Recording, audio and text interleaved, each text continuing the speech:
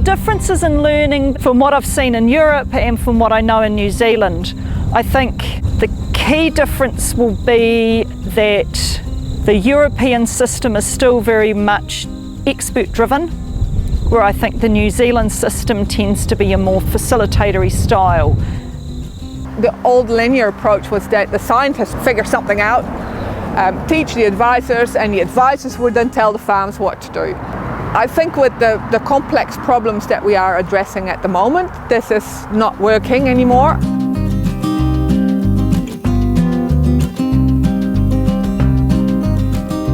Before we started Action Network for sheep and beef farmers, we knew that we needed to provide some training for facilitators. We knew that facilitation was key, and from some work we'd done earlier in RMPP, we hadn't done well helping facilitators and giving them enough training. And so we developed a couple of training programs, and that was offered to rural professionals and farmers, because anyone can be a facilitator.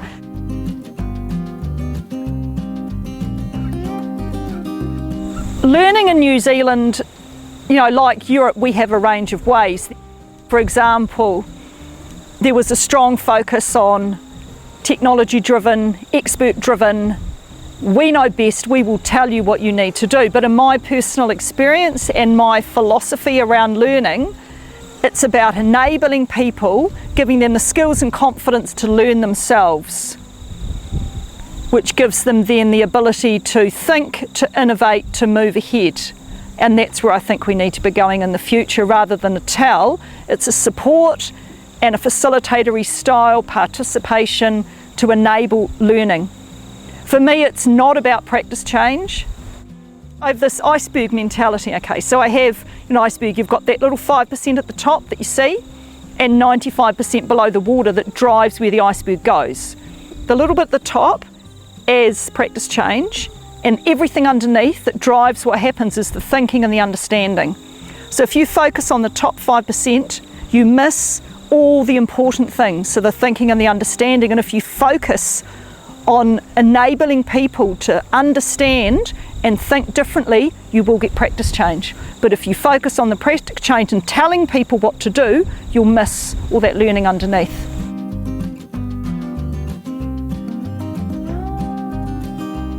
A big driver of success for farmers is confidence. Confidence to make a change.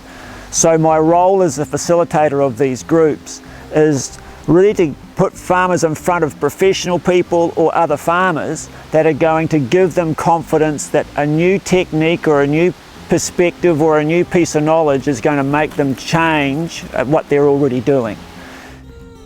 Well, I guess the way I do things is giving people space for change, and by space for change I mean using facilitation techniques to give people the ability to think about what they're learning and seeing and thinking about what it means for them. So you're not talking at people, you're helping them work out what it means for them.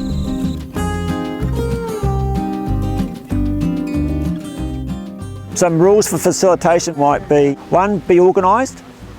Make sure that you've got a plan for your day. Another thing to help with that is send the farmers some homework first, get them prepared, get them thinking about the day prior, and when they leave, ask them what they're going to do on the farm after the day. Has it made a difference to their business? To get farmers talking, a technique that I will use at the beginning of the day is that I'll get them in pairs. And I'll ask them a question like, why are they there for the day, for example, okay? And they get to talk to each other like that, okay? 2-3 minutes, get them into 4s. Do exactly the same thing. And then 2 to 3 minutes, get them into 8s. By the time you've got that, the room will be just a cacophony of noise. So that's probably the most important thing as a facilitator, is to get the farmers talking.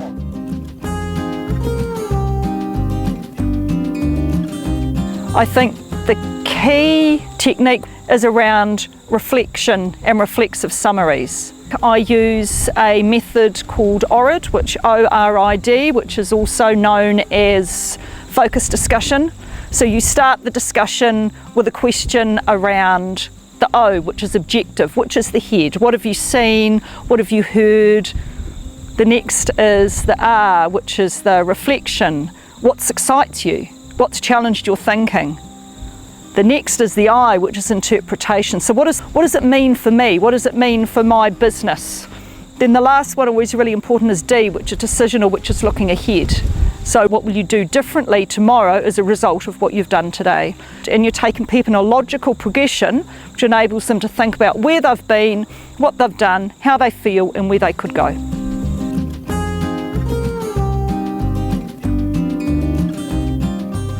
I think facilitation is a way of being.